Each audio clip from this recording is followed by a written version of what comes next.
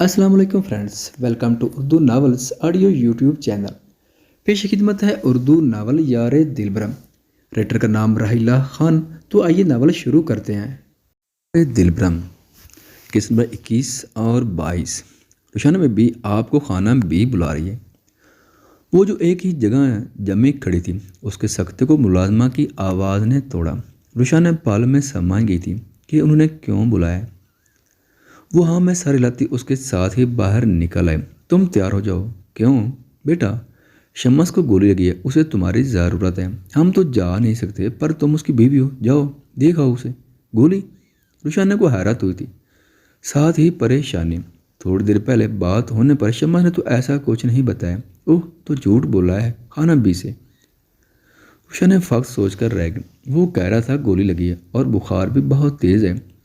छोटी हवेली में भाई साहब की तबीयत वैसे ही नासाज है, उनको बताकर मज़ीद परेशान नहीं कर सकता। इस वक्त मेरे बच्चे को अच्छी खुराक की ज़रूरत है और वो कल से भूखा प्यासा है। उसे मुलाजमों का खाना अच्छा नहीं लग रहा। खाना भी परेशानी के आलम में बोले, लहजे में ममता समेटती थी। ये सब आपसे उसने कहा? रुशा ने आंखें फाड़े बोली, हाँ तो और किसने कहना था? अभी मैं अपने बच्चे से ही बात कर रही थी। मैं क्यों जाऊँ? पहले कौन सा मेरे हाथ का खाना खाते हैं? तब भी तो मुलाजमा ही बनाती हैं। शोर वहाँ तकलीफ में और तुम सवाल जवाब कर रही हो। जाओ तैयार हो, खबर पहुँच रहा होगा। खाना बी की आंखें दिखाने पर वो सारी लाती नर्वस से वापस अपने कमरे की जानिब बढ़ गई। दिल ज़ोर शोर से धड़क धड़क कर पागल हो रहा था। सुबह होती हारिस से महद के बंगले में धावा बोल चुका था। मगर इतना तो तय है कि ये जो कोई है तेरे घर का ही बंदा है। हारिस सारी बात सुनने के बाद बोला, वो तो मुझे भी पता है, कुछ नया बोल। मैद भी जरिए से बोला और सर सोफे की पुश्त पर टिकाया। नया ये कि बाकर पकड़ा गया। और वो क्या? वो ज़मीन खान का आदमी है। हारिस अपनी नज़रें मैद की खून छिलकाते नज़रों से गाड़े बोला था। मज़ीद तफ्तीश से इमरान के साहब का भी पता चला। कौन है वो? मैद ने दांत पीसते इस्तफसार की। हशमत खान। हारिस ने अब की बार धमाका किया था। हशमत खान का ख़ास मुलाजिम था। ये फिर उसके मुल्क छोड़ने के बाद ये हवेली में ही रहा था, पर कुछ अरसा पहले शादाब ने उसको मुलाजमत से निकाल दिया था और ये वापस अपने घर आ गया था। हारिस की बात पर महद की आंखों में सर्द सा तासुर हलकोरे लेने लगा था। चेहरे पर चट्टानों की सख्ती दार आई थी। मतलब मामला जितना आसान नज़र आ रहा है इतना ही पेचीदा है। जबकि महद पुरसोच अंदाज में गहर मराई नुक्ता को घूर रहा था। हशमत से वो अच्छी तरह वाकिफ था और सारे खेल को वो गहराई से समझ चुका था। इस खेल में कोई तीसरा मुलव्वस है, शायद शादाब। हारिस ने कहा, जबकि महद को वो दिन याद आया जब वो इनफाल के पास होने के बहाने ढूंढता रहता था। और उस दिन तो आधी बात महद भी सुन चुका था। गाहे बगाए वो शादाब की नज़रें इनफाल पर गिरी महसूस कर चुका था। तेरे लिए एक सरप्राइज है। हारिस ने एक और धमाका किया। क्या? महद ने घूरा। बाकिर ने इमरान को मारा है, वो भी। हारिस अगर जान प्यारी है तो एक ही दफ़ा बोल। महद एकदम घूरा है, जो बीच बीच में बात रोककर उसके एक्सप्रेशन नोट कर रहा था। शादाब के कहने पर हारिस ने गुड़ बुड़ाकर बात मुकम्मल की। महद लम्हा बार को सुन सा हुआ था। बात समझ आते ही वो हारिस पर चढ़ दौड़ा। साले बात तो सारी क्लियर है, फिर घुमा फिरा कर करने का क्या मकसद था तुम्हारा? महद हारिस की गर्दन अपनी मजबूत आहनी गिरफ्त में लिए दौड़ा। एक पुलिस ऑफिसर को मारने की पादाश में तुमको जेल के अंदर डाल सकता हूँ। हारिस आंखें दिखाता मुश्किल बोला, ऐसी की तैसी तेरी जेल की। तू आज मेरे हाथों कत्ल होगा हारिस। सोच ले, तेरी बहन बेवा हो जाएगी। हारिस ने पत्ता फेंका कि महद ने खून खार नसों से घूर कर उसे झटका देकर छोड़ दिया। शादाब, हशमत और ज़मीन खान। उसने इस्तरारी कैफियत में चक्कर काटता बर्फीले लहजे में उनके नाम लिए। हारिस। तभी महद झटके से मुड़ा। हारिस जो अपनी गर्दन सहला रहा था एकदम हड़बड़ाकर उठा। इनफाल और जायदाद मतलब? हारिस ने ना समझ से पूछा। उनका टारगेट इनफाल और प्रॉपर्टी है। ज़मीन खान को अपना बदला लेना है, हशमत को अपना बदला, जबकि शादाब को मोहरा बना रहे हैं। जबकि हारिस ने दाद देने वाले अंदाज से उसे देखा। क्या दिमाग पाया है यार हारिस, तारीफ किए बिना ना रह सकम। तो बात साफ साफ है। शादाब वो तस्वीरें तुझे भेजता है और उसमें तुम्हारे घर की कोई मुलाजमा शामिल है, क्योंकि वो हर वक्त तो वो वहाँ मौजूद नहीं होता। और दूसरा, वो बेखबरी में ली गई तस्वीरें हैं। اب وہ تصویریں تجھے کیوں بھیجتا ہے یہ تم مجھ سے بہتر جانتے ہو۔ حارث نے اپنا پولیس والا دماغ چلاتے بال کی خال اتار دی تھی، جبکہ مہد مٹھیاں بھینچ کر غصے پر کنٹرول کرنا چاہتا، اور کچھ ہی دیر میں دونوں تھانے جانے کے لیے نکلے تھے۔ ان کو باکر سے مزید سوالات کرنے تھے۔ ملازم کے بتانے پر وہ بی جان سے ملتی گیٹ کی جانب بڑھی تھی، جہاں گیٹ کے سپار خاور مدبنہ سا کھڑا تھا۔ روشانہ کے آتے ہی خاور نے پچھلی سیٹ کا دروازہ کھولا اور اس کے بیٹھتے وہ ڈرائیونگ سیٹ پر بیٹھا اور گاڑی جان سے روڈ پر ڈال دی۔ روشانہ کی دل کی دھڑکن معمول سے بڑھ چکی تھی، ہتھیلیوں میں پسینہ پھوٹ آیا تھا۔ وہ چادر سے چہرہ چھپائے نروا سی بیٹھی تھی، آنے والے لمحات کا سوچ کر اس کی جان جا رہی تھی۔ وہ اپنے سوچوں میں اس قدر مگن تھی کہ گاڑی کے ہارن دینے پر ہوش میں آئی۔ ایک بڑا سا بلیک رنگ کا گیٹ کھلا تھا اور گاڑی گیٹ سے اندر داخل ہوئی۔ بڑے سے رقبے پر پھیلے سبز میدان کے وسط سے ایک لمبی چوڑی سڑک پر گاڑی تیرتی ہوئی سامنے موجود خوبصورت عمارت کے پورٹیکو میں رک گئی تھی۔ خاور نے جلدی سے ستر کر دروازہ کھولا تھا۔ صاحب انتظار کر رہے ہیں بی بی جی، وہ جو انگلیاں مروڑتی پریشان سی بیٹھی تھی خاور کی آواز پر گاڑی سے اتری۔ اسے اپنے وجود میں سرد لہریں دوڑتی محسوس ہوئی تھیں، دل جیسے پورے وجود میں دھڑک رہا تھا۔ تبھی خاور نے آگے بڑھ کر اندرونی عمارت کا دروازہ دھکیلا، جو چرر کی آواز سے کھلتا چلا گیا۔ خاور دروازہ کھول کر پیچھے ہوا اور روشانہ کو اندر جانے کا راستہ دیا۔ خاور بھائی، وہ ٹھیک تو ہے نا؟ روشانہ کی بات پر خاور نے مسکراہٹ چھپائی۔ وہ کل کا بچپن بے چین تڑپ رہا تھا۔ کہاں ٹھیک تھا، پر یقیناً اب ٹھیک ہو جائے گا، خاور نے دل میں کہا۔ آپ خود دیکھ لیں بی بی جی، روشانہ سر ہلاتی آگے بڑھی، جیسے قدم لاؤنج میں رکھے خاور باہر سے دروازہ بند کر کے جا چکا تھا۔ روشانہ اپنی کیفیت پر روان سی ہوئی۔ سامنے ہی لاؤنج میں مہنگا ترین فرنیچر سیٹ تھا اور اس کے چاروں طرف کمرے تھے۔ ایک جانب سے گول دائرے کی شکل میں سیڑھیاں چڑھ رہی تھیں۔ روشانہ نے تیرانہ نظر ڈالی، اسے وہاں کوئی دکھائی نہ دیا تھا۔ جب وہ تیزی سے واپس پلٹی، اسے گھبراہٹ نے آن گرا تھا۔ روشانہ نے کپ کپاتے ہاتھوں سے دروازے کے دونوں ہینڈل کو تھاما تھا، اس سے پہلے کہ دروازہ کھولتی بھاری گمبھیر آواز نے ساکت کی تو مت جائیں۔ مقابل کی آواز میں وارننگ تھی، التجا تھی یا استحقاق تھا کہ روشانہ ایک جگہ جم سی گئی تھی۔ سفید شلوار قمیض میں ملبوس، وہ کف کونوں تک فولڈ کیے، وہ فریش سا لمبا چوڑا ورزشی جسامت کا حامل پٹھان انتہا کا ہینڈسم لگ رہا تھا۔ شوابی رنگت میں سرخیاں گھلی ہوئی تھیں، کالے گھنے بال بے ترتیب سے ماتھے پر بکھرے تھے۔ تبھی وہ قدم با قدم اس کی جانب بڑھا جو ہنوز کھڑی تھی۔ اس کے کلون کی خوشبو روشانہ کے دل و دماغ پر حاوی ہو رہی تھی۔ اس کے عین پشت پر پہنچتے ہی شمس نے اس کے ہینڈل پر رکھے ہاتھوں پر اپنے مضبوط ہاتھ رکھے اور روشانہ کے بے انتہا قریب ہوا۔ روشانہ کی پشت شمس کے چوڑے سینے سے لگی تھی کہ وہ سانس روک گئی۔ جبھی وہ اس کے ہاتھوں کو ہٹا کر اس کے پہلو پر رکھ جھٹکے سے اپنے سینے میں پنچا۔ ویلکم مائی لیڈی، آپ کو نہیں پتہ آپ نے یہاں آ کر مجھے کتنی بڑی خوشی دی ہے، وہ گمبھیر آواز میں اس کے کان کے قریب جھکا ہولے سے بولا اور اس کے سر پر لب رکھے۔ اس کے کپ پاتے وجود کو اپنے گھیرے میں لیے وہ اپنے وجود کی حدت اس میں منتقل کرتا، اس کے پہلو پر گرفت مضبوط تر کر گیا۔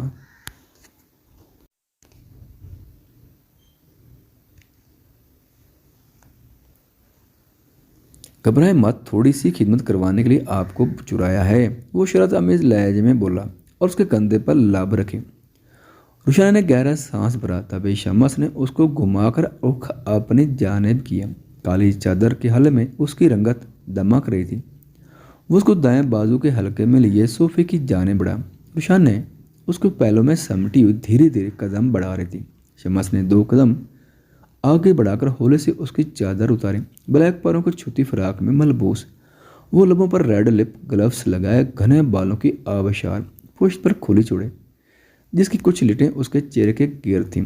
ریڈ دوپٹہ گلے میں ڈالے وہ لرزتے وجود کے ساتھ سر جھکائے کھڑی کوئی معصوم سی بھٹکی ہوئی پری لگ رہی تھی۔ بلیک نیٹ کے بازو سے اس کی دودھیا رنگت چمک رہی تھی۔ وہ شمس کی گہری پر تپش نگاہوں کو خود پر محسوس کر سکتی تھی۔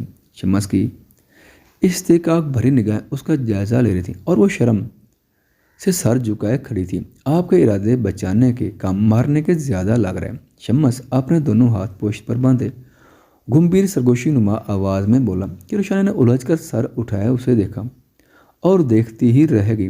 वो इंतहा का प्यारा लग रहा था। उसकी काली आंखों में हल्की सी सुर्खी थी, सफ़ेद चेहरे पर हल्की बढ़ी हुई शेव उसकी दिलकशी में इजाफा कर रही थी। निफासा से तराशी हुई घनी मूंछों तले शंगरफी लबों पर मैसूर कर देने वाली मुस्कुराहट रक्सा थी। कमीज के ऊपरी 2 बटन खुले थे जिनसे शम्मस का सीना छलक रहा था। कई बेसख्ता रुशान ने नज़रों का जाविया बदल गई। मतलब, उसने उंगली मरोड़ते कहा, मतलब बाद में बताऊंगा, पहले आए नाश्ता करते हैं। शम्मस ने नहायत मोहब्बत से उसके बाल कान के पीछे अड़से थे। इस वक्त वो खुद पर जब्त के कड़े पहरे बिठाए हुए था। वो जानता था रुशाने ने नाश्ता नहीं किया। उसके आने से पहले ही वो बावर्ची से सारा उसका पसंदीदा नाश्ता तैयार करवा चुका था। वो उसलिए ड्राइंग रूम में आया था, एक कुर्सी खींचकर उसके शानों से थामकर कुर्सी पर बिठाया था और खुद साथ वाली चेयर पर विराजमान हो गया। गर्मा गर्म भाप उड़ाता नाश्ता से सजी मेज़ देखकर रुशाने की भूख चमक उठी थी। उसके पसंदीदा आलू के पराठे, हरी चटनी, कीमा फ्राई, एग, हलवा, पूड़ी, चने, बटर ट्विस्ट, अनार का जूस वगैरह के हर चीज़ उसकी पसंद की मौजूद थी। रुशाना ने खाने को देखकर शम्मस को देखा जो उसे ही देख रहा था। खाएं, उसने इशारा किया। मैं अपना नाश्ता बाद में अपनी मर्जी से करूँगा, वो जुबानी लहजे में कहता अपने चेयर से उठकर ड्राइंग रूम से बाहर चला गया। रुशाना को अपनी मौजूदगी में नर्वस होते वो देख चुका था। उसके जाते ही रुशाना ने खाना शुरू किया। इस वक्त वो भूल गई थी कि कहाँ है। याद था तो अपनी पसंद का नाश्ता। वो मज़े से हर चीज़ थोड़ी थोड़ी खा रही थी। 10 मिनट तक वो नाश्ता कर चुकी थी। तभी वो लब कुचलती बाहर आए। सामने ही वो शवाना अंदाज में सोफे की पुष्ट से टेक लगाया मोबाइल पर मुतवज्जा था। जब आहट पर चौंका, नजर सामने खड़ी परी पैकर वजूद पर गई। उसके चेहरे पर सरासिमगी सी फैल गई। दिल गुदास होने लगा था। जब ही शम्मस मोबाइल सामने पड़े टेबल पर रखता उसके पास आया। क्या आपको गोली लगी है? रुशाना ने पूछा। हम। शम्मस ने हुंकार भरी। कहाँ? रुशाना ने उसे ठीक देखकर पूछ बैठी।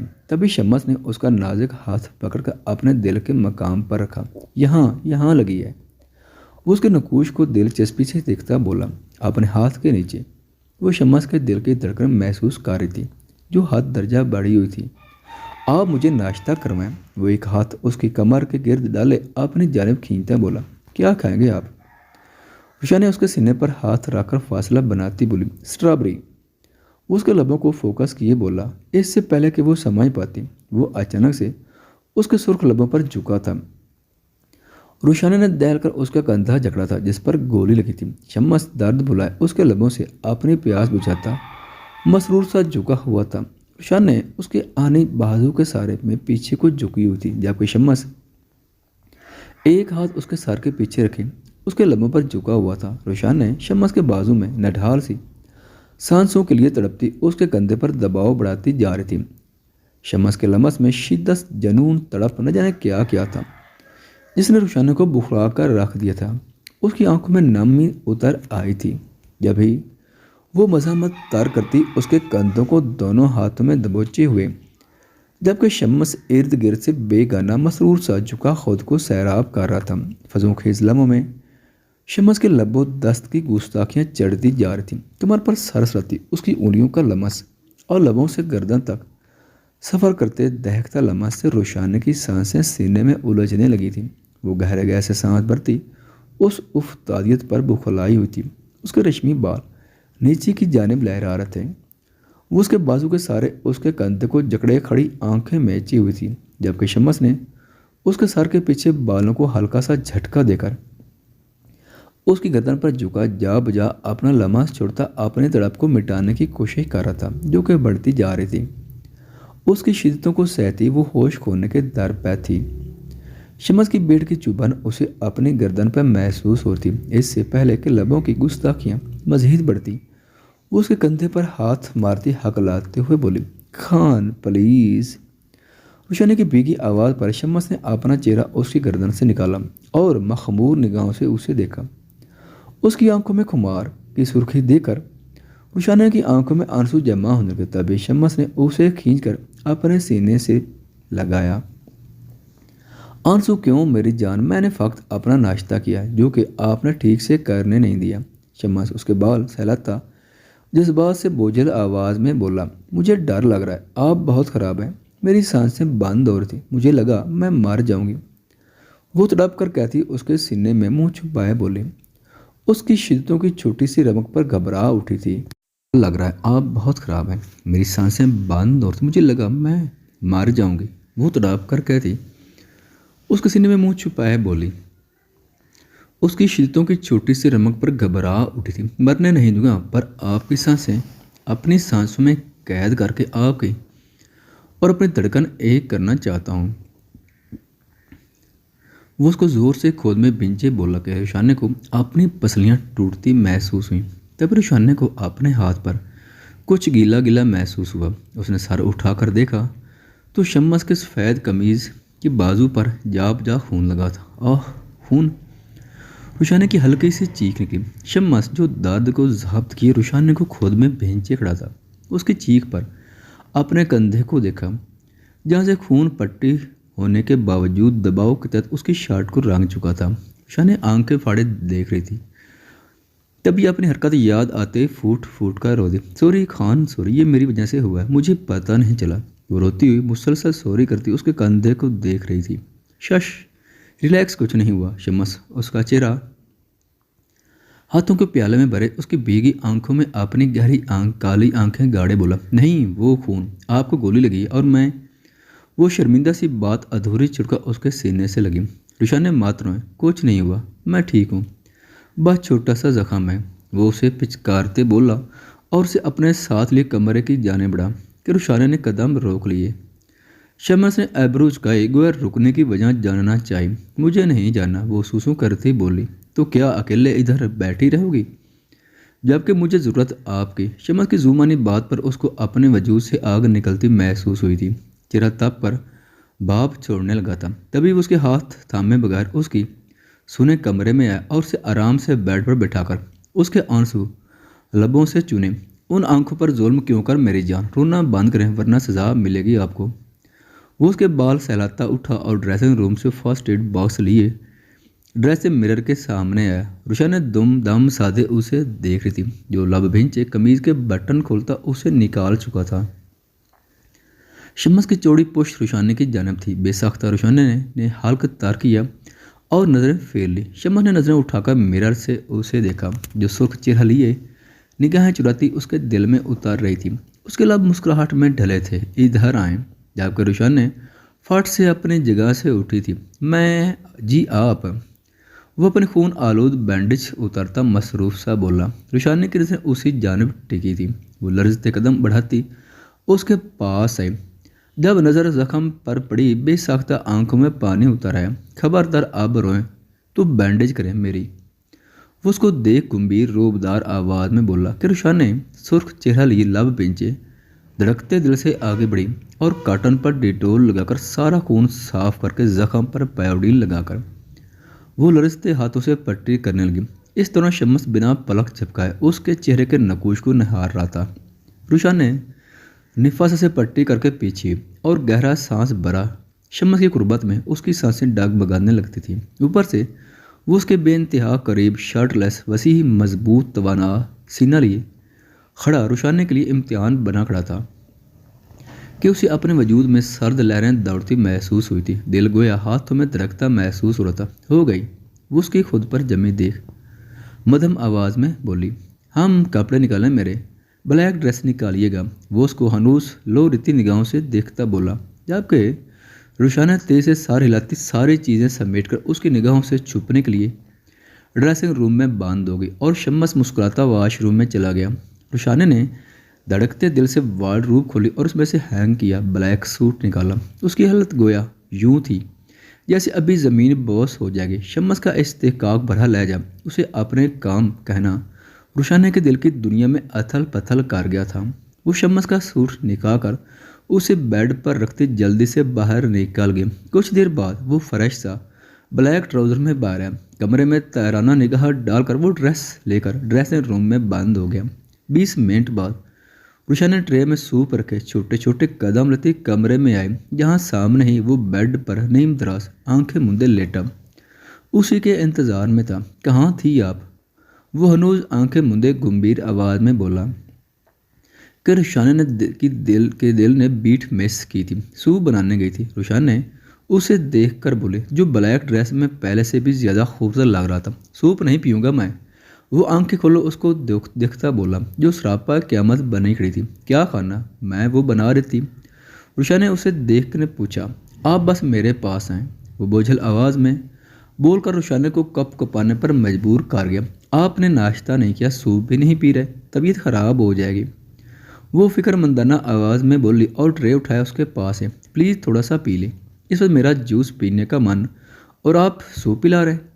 वो उस तरह नीम दराज उसका जायज़ा लेता मानी खेजी से बोला, पहले ये पी लें फिर जूस भी पी लीजिएगा। रुशा ने उसकी बात समझे बगैर बोली कि शम्स की आंखों की चमक बढ़ी। वो उसके पास कुछ फासले पर बैठकर लरजते हाथों से सूप पिलाने लगी। बस 3-4 चम्मच के बाद शम्स ने इनकार कर दिया। रुशाना ने बाउल साइड टेबल पर रखा और उधर उठ खड़ी, सर दबाएं, दर्द हो रहा। शम्स 2 उंगलियां पेशानी पर रखे बेड क्राउन से टेक लगाए बोला।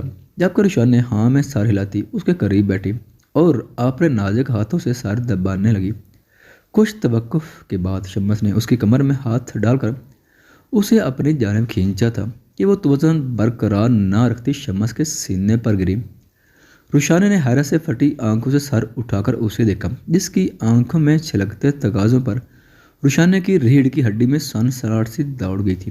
ये बेसाख्ता वो छुपने को शम्स के सीने पर सर टिका गई। शम्स ने उसका सार रुखसार अंगूठे से सहलाते सरगोशी में पुकारा, रुशाने ने उसके लम्बत पर आंखें मूंद लीं और बोली, मेरी जान, ब्लैक ड्रेस पहनकर आते वक्त सोचना चाहिए था कि जिसके पास जा रही है वो आप हो। उस कलर में देखने की दीवाना है। जाने अनजाने में मेरे जज्बात में तूफ़ान बर्पा कर चुकी हैं। इस अनायत पर शुक्रिया। अपने अंदाज से बोलूँगा। वो जज्बात से चूर आवाज़ में बोलकर उसकी कमर पर गिरफ्त मजबूत किए, करवट बदलकर उसके ऊपर घटा की मानद छा गया। आपने जूस पीना ले आऊँ? उसकी खुद पर झुकते देख जल्दी से बोली, वही पीने लगाऊं। शम्स ने उसका निचला लब मसला और उसका दुपट्टा निकाल कर फर्श पर उछाल दिया। रुशा ने बगैर दुपट्टे के उसके सामने पड़ी थी। शम्स की नज़रें उसके नशेबो फराज में उलझी थी। खान, रुशा ने तड़प उठी। खान की जान, खान पर भरोसा रखें, बस कुछ देर मुझे खुद को महसूस कर लेने दें। उसके दाएं बाएं हाथ रखता, उस पर झुका, उसकी आंखों पर लम्हा छोड़ता, उन्हें बोझल कर गया और धीरे से उसके कप कपाते लबों को कैद कर गया।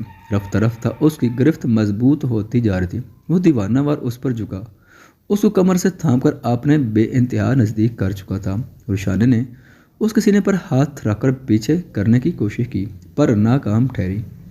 शम्स की कुर्बत में वो तिनके की मानद उसके शोरीदा जज्बात में बहती जा रही थी।